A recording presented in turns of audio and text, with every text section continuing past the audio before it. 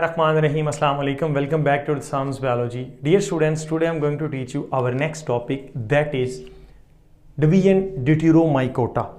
इसको हम imperfect fungi भी बोलते हैं। इसको इम्परफेक्ट क्यों बोला जाता है? क्योंकि ये परफेक्ट नहीं है। कैसे परफेक्ट नहीं है? यहाँ पर हमें इसके लाइफ साइकिल के अंदर और इसकी रिप्रोडक्शन के अंदर सेक्सुअल रिप्रोडक्शन या तो देखने को नहीं मिलती, मिसिंग है, सेक्सुअल फेज वहाँ पर मौजूद ही नहीं है, या फिर क्या होता है, अनकॉमन है। और इसी तरह से जो इसके मेंबर्स इसके अंदर रखे गए हैं वो बेसिकली डिफरेंट ग्रुप्स के थे। लाइक कैसे? आप कहते हैं कि हमारे पास मेन तो 3 ग्रुप हैं, ज़ाइगोमाइकोटा, एस्कोमाइकोटा एंड बेसिडियोमाइकोटा। अब इनके जो मेंबर थे, जब इनको क्लासिफाई किया गया, जो इनके मेंबर थे जिनके अंदर सेक्सुअल फेज नहीं देखने को मिली थी, उसको किसके अंदर प्लेस कर दिया गया? ड्यूटेरोमाइकोटा के अंदर। और we can say Deuteromycota is a heterogeneous group. Heterogeneous का मतलब ये है कि जिसके अंदर ज़ाइगोमाइकोटा से भी बिलोंग करने वाले जो है फंजाई वो रखी गई है, इसी तरह से एस्कोमाइकोटा से बिलोंग करने वाली भी इधर ही रख दी गई है, और बेसिडियोमाइकोटा से जो बिलोंग करते थे सुपरफिशली या जिनकी रिजेंबलेंस इन डिफरेंट ग्रुप्स के साथ थी, लेकिन उनके अंदर सेक्सुअल फेज जो थी वो मिसिंग थी, तो हमने उनको किसके अंदर रख दिया? साइंटिस्ट ने ड्यूटेरोमाइकोटा के अंदर। और वी कैन से जो किसी का नहीं था उसको किधर रख दिया गया? ड्यूटेरोमाइकोटा के अंदर। क्योंकि यहाँ पर मोस्टली जो है सेक्सुअल फेज इनके जो इसके अंदर लिविंग ऑर्गेनिज्म या फंजाई रखी गई थी उसके अंदर क्या था? बेसिकली सेक्सुअल फेज ही नहीं देखने को मिलती थी। That's why we call it imperfect fungi. लेकिन फिर बाद में क्या हुआ? साइंटिस्ट ने मॉलिक्यूलर स्टडीज की, लाइक डीएनए को स्टडी किया। जब डीएनए को स्टडी किया, डीएनए फिंगरप्रिंटिंग की, डीएनए एनालिसिस किया, और वी कैन से आप कह लें कि पैटर्निटी टेस्ट कर लिया। यानी कि आप कहते हैं कि एक जो ज़ाइगोमाइकोटा से बिलोंग करता था फंजाई का कोई स्पेसिफिक ग्रुप, उसको किधर रख दिया गया था? मिस्टेकनली उसको ड्यूटेरोमाइकोटा के अंदर रख दिया गया था, क्योंकि वहाँ पर सेक्सुअल जो स्ट्रक्चर थे, सेक्स ऑर्गन जो थे वो मौजूद नहीं थे। लेकिन बाद में जब उसका पैटर्निटी टेस्ट किया गया, उसके आबाओ अजदाद को देखा गया, तो पता चला कि फॉर एग्जांपल ये जो ए था, एक स्पीशी है, उसको हमने ड्यूटेरोमाइकोटा के अंदर रखा हुआ है। इसी तरह से बी भी है, उसको भी ड्यूटेरोमाइकोटा के अंदर है। सी, इसको रखने की वजह क्या थी? क्योंकि यहाँ पर सेक्सुअल फेज जो थी वो मिसिंग थी।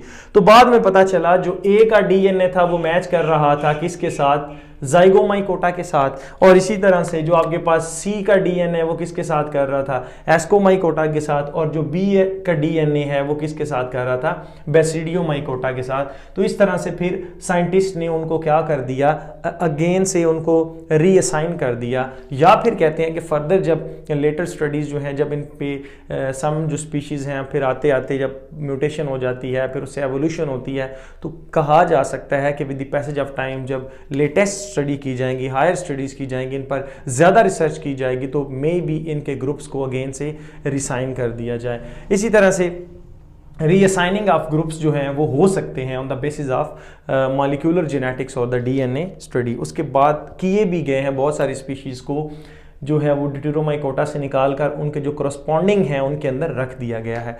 फिर भी हमारे पास जो है इसके अंदर कौन कौन सी स्पीशीज़ आती हैं?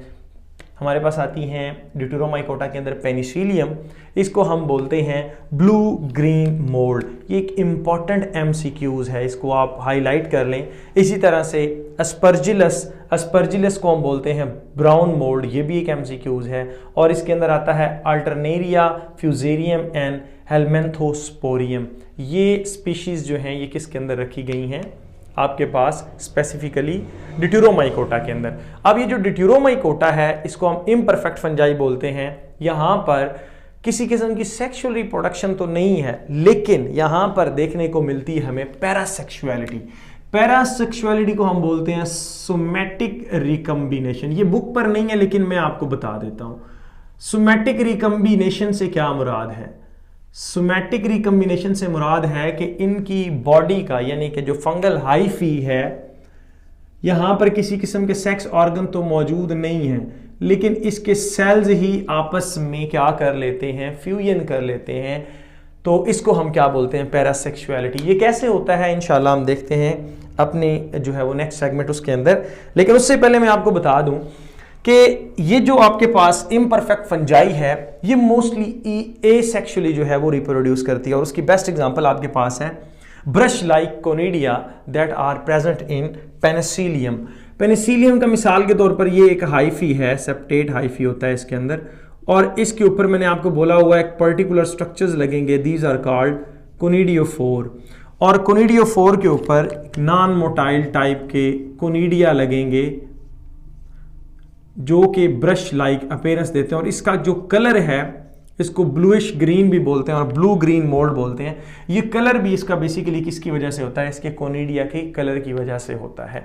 तो ये पेनिसिलियम जो है ये कोनिडिया की मदद से जो है वो क्या करती है, रिप्रोड्यूस। ये conidia with the passage of time cut off होते रहते हैं और फिर एक जगह से दूसरी जगह जाते हैं, वहाँ पर जर्मिनेट करते हैं और एक नई पेनिसिलियम जो है वो बना देते हैं, जिसको आपने पढ़ रखा होगा ऑलरेडी कि अलेक्जेंडर फ्लेमिंग ने यहाँ से क्या किया था, पेनिसिलिन जो थी वो डिस्कवर की थी। तो एसेक्सुअल रिप्रोडक्शन तो होगी बाय मीन ऑफ कोनिडिया, ये कर लेते होते हैं, लेकिन यहां पर जेनेटिक रिकम्बिनेशन भी तो आने हैं, तो वो कैसे आएंगे।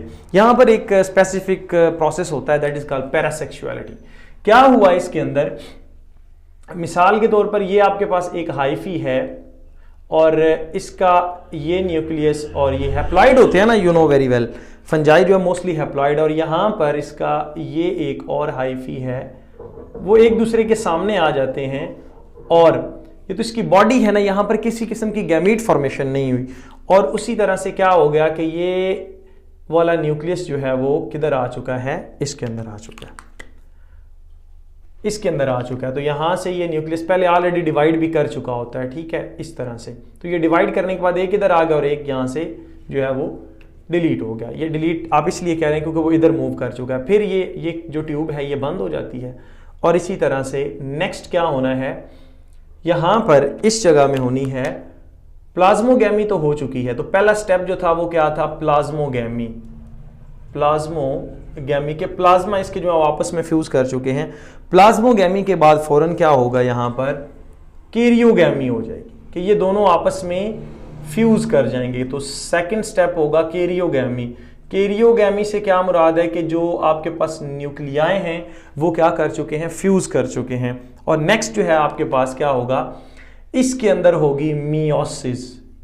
अब मियोसिस के दौरान यहां पर होती है क्रॉसिंग ओवर।